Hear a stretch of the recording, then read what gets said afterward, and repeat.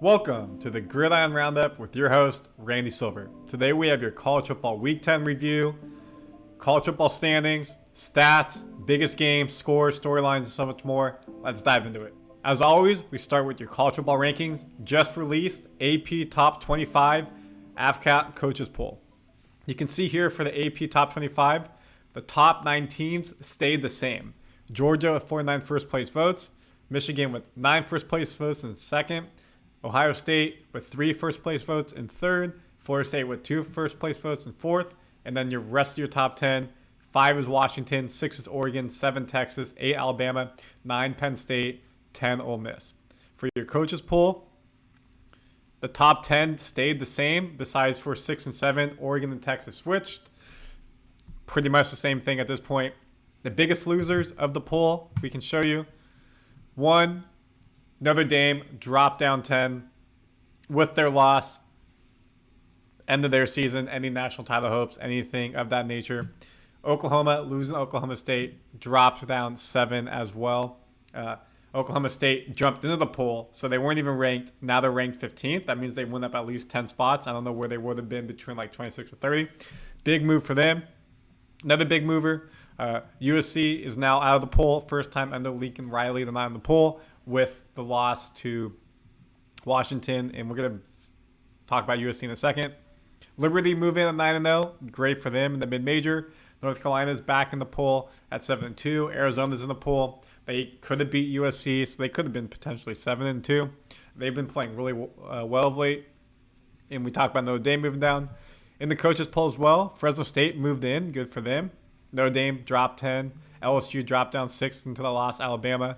Here in the AP poll, LSU dropped down 5. Who is receiving ranks? That is not in there. Others receiving votes. In the AP poll, Kansas State, Fresno State, USC, Air Force. Air Force lost to Army, so they dropped and lost their undefeated record. And then you can see drop in the rankings that they both dropped from 17th. So what really matters, of course, is the top 10 really stayed the same. They either have 0 losses or 1 loss. And you can see how it broke out 0, 1, 2. So now we're seeing the differences.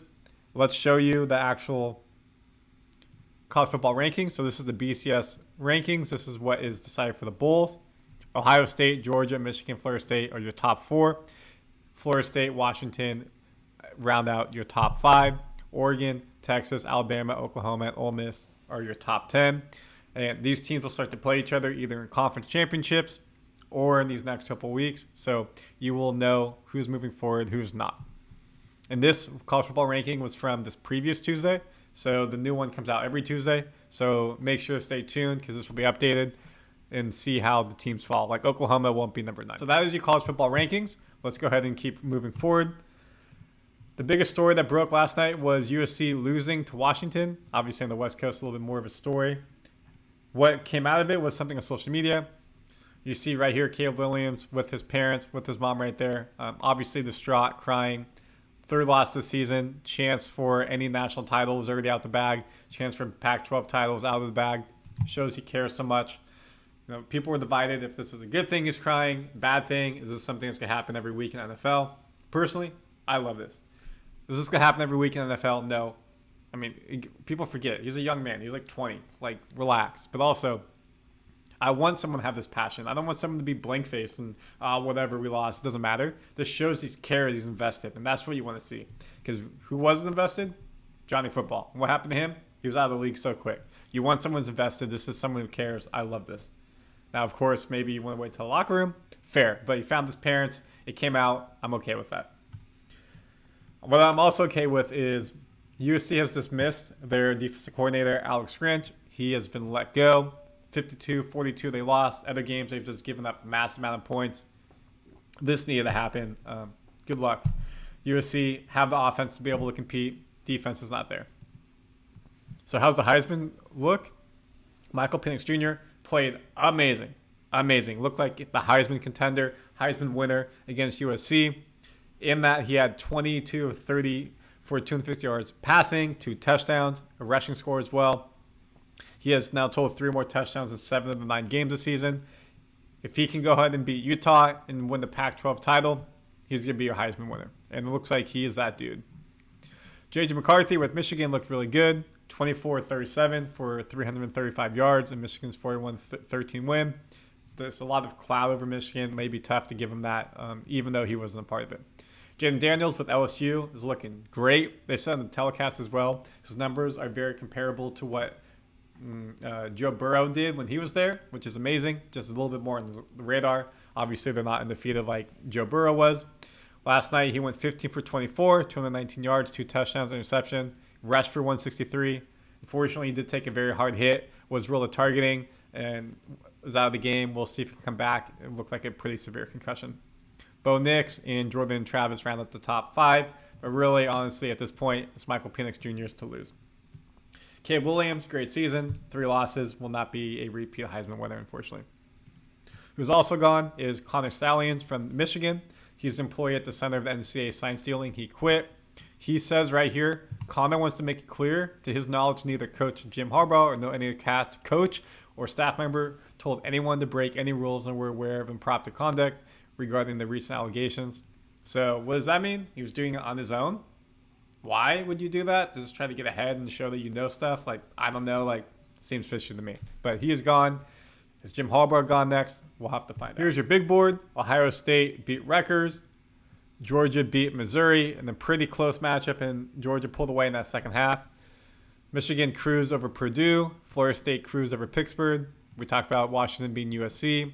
Oregon crushed California. Last time they'll be playing for quite a while as California's going to the ACC. Texas beat Kansas State. Alabama beat LSU. Again, we talked about that. Oklahoma loses Oklahoma State in the final bedlam. They're not scheduled to play for a while. Oklahoma is leaving for the SEC next season. Oklahoma is staying in the Big 12 in Oklahoma State Stadium. I forget the name of the stadium. They win. Crowd goes wild. Big win for them. Oklahoma looked like they almost were going to lose to UCF.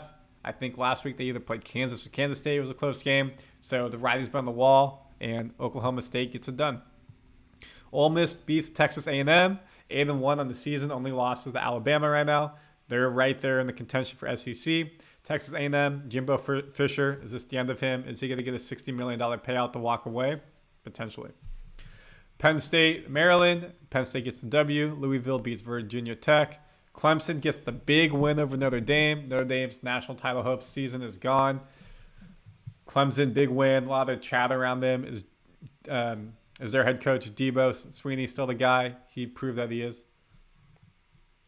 Colorado loses to Oregon State. Colorado now needs 2 wins in the final 3 games to become bowl eligible. Their over-under in the season was 3. They got that really early in the season. They've lost like 4 of the last 5. We'll see if they can do it. Deion's preaching patience, trust the process. It's year 1. It was not supposed to be a quick turnaround. They need a lot of work on the offensive line to help out their QBs. Shedeur Sanders, is he going to stay? Is he not? We'll have to find out as well. Tennessee beat UConn. Utah crushed Arizona State. UCLA loses to Arizona. UCLA moves out of the rankings. Arizona moves in. Kansas State beats Iowa State. Tulane beats East Carolina. And as we said, Air Force lost to Army 23-3. That's your Big 25. So what we care about the standings. In your AAC, Tulane's 5-0. SMU's 5-0. UTSA is 5-0. They're all right there. SMU, of course, is moving to the ACC next season. So we'll see who comes out of this 3-horse race. And then, again, this could potentially, if you're ranked, mean that you're in the New Year's Bowl. So that would be big for this conference. ACC, Florida State basically has clinched 1 spot in the ACC championship. I actually think it's true. And then Louisville, Georgia Tech are right there. Louisville's to lose. Big 12, Texas and Oklahoma State are now front runners. If they win out, they will be in the Big 12 championship. Oklahoma, Kansas, and Kansas State, West Virginia, Iowa State all need some work. You need to get some help. Pretty close across the board. UCF got their first win in conference. Great for them. Cincinnati's undefeated. They do not have a win. Big 10, Michigan's right there. It's going to come down to Michigan versus Ohio State. Michigan still needs to play Penn State. So this is still going to be a gauntlet as well. We'll see how this turns around and what happens. But you would have to say Michigan as the number 3 seed. Are they in the driving seat? No, because the number 1 seed is right there, Ohio State. So it's going to come down to Ohio State versus Michigan, most likely here. In the West, much easier. Iowa's in first, 4-2, while Minnesota is 3-3. Conference USA, Liberty's clinched one spot right here, 7-0. A couple teams, Jacksonville State, New Mexico State, 5-1. We'll see how that turns out. Here are your independents. In Mid-American Conference, Miami is 4-1 in the driving seat, and that's Miami, Ohio, while Toledo is 5-0. They're in the driving seat right there. Mountain West Conference, Air Force got their first loss against Army, but that was not here in the Mountain West Conference, so they're still 5-0 in conference, sitting in front, while Fresno and UNLV are right there behind them. Pac-12, Washington sitting pretty much theirs to lose now with that win over USC. If they beat Utah, they'll clinch in. Oregon's 5-1. USC is 5-2. They do not control their own destiny anymore. They need to go into Oregon and win, which is going to be a very tough matchup. SEC, Georgia's clinched one spot already. Look at that, 6-0. Next team is 3-2 in the conference, which is wild. And then Alabama's 6-1. Ole Miss is right there. Alabama already beat Ole Miss, so they pretty much have guaranteed themselves a win into that conference championship against Georgia. Sunbelt, James Madison is 6-0. They're 9-0 in the season. Great for them. They should be ranked coming forward. And then West is Troy at 4-1. So those are your standings. And as we get to mid-November, obviously the conference championship games happen basically early December. Here's where we're at. When we look at the leaders from this week, Jacob Zeno from UAB, 484 yards passing, 5 touchdowns, 1 interception. Jigawa, that's a great game by him. EJ Warner, Temple, 402 yards, 4 touchdowns, 2 interceptions. Rushing leaders, Dylan Johnson, 256, 9 yards per rush, 4 touchdowns. He carried and helped Washington beat USC. Just a massive game. He had as many rushing yards as the offense had passing. Receiving leaders, LeJohntay Wester, 11 receptions, 219 yards, 20 yards per reception. Wild. Has to be a couple long runs in there. So those are your big stat leaders from the weekend. Michael Penix Jr. is the only person in NCAA D1 with 3,000 yards passing. He's at 3,201. Next closest is Caleb Williams at 2,958. Heisman Trophy winner, Michael Penix Jr., if nothing changes. When we look at rushing, Ollie Gordon's 1,224, leading the pack. Next closest, there's a couple over 1,000 as well. Receiving, a couple over 1,000. McLeod, neighbors from LSU, 1,152. Interceptions, Xavier Watts from Notre Dame is pulled away with 7. Next closest is 5. Sack leaders, Jalen Green, JMU, 15.5. Next closest is Trey Moore at 12. And then defensive leaders, Jason Henderson has a whopping 139 total tackles, while Tyrese Wright is second at 116. That's your high-level college football Week 10 review. We're getting down to the crunch time. We got 2 or 3 more weeks and then conference finals. Let's get it. Comment your thoughts. How did your favorite team do? How's your conference doing? Are you stoked? Are you not stoked? Put them down there. We'd love to hear it. And of course, come back here to the Gridiron Roundup on Randy Silver TV, and we'll keep you updated on a weekly basis. Bye, y'all.